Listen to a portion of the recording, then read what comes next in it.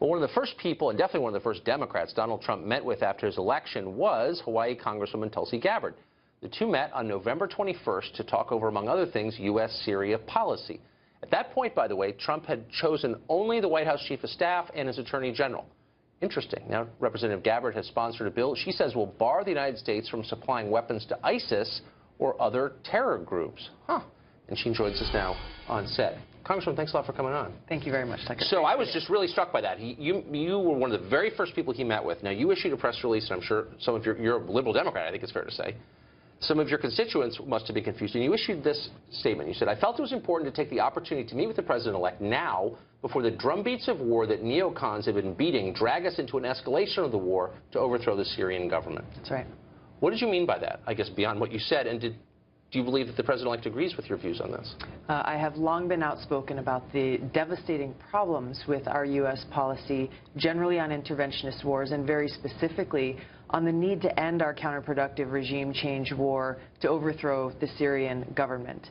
Hundreds of thousands of people have lost their lives, millions of refugees, and the counterproductive result of this has been that these groups like ISIS and al-Qaeda and other terrorist groups who we proclaim to be our enemy have ended up growing stronger.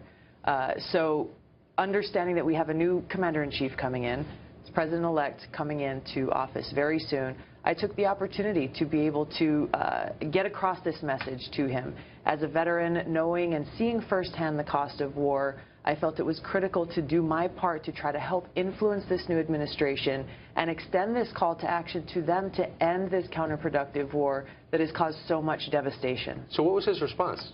It was a very good conversation. He had some very good questions, and he was very receptive to the message that I was bringing. And frankly, this is an area that is not partisan. This is an issue that both Democrats and Republicans should get behind to stop arming terrorists, to stop this action that has not only caused devastation, but again, it has resulted both directly and indirectly strengthening those whom we are supposed to be trying to defeat. Right. Well, actually, there's bipartisan disagreement with you, as you well know. So your bill is called Stop Arming Terrorists. You've introduced it.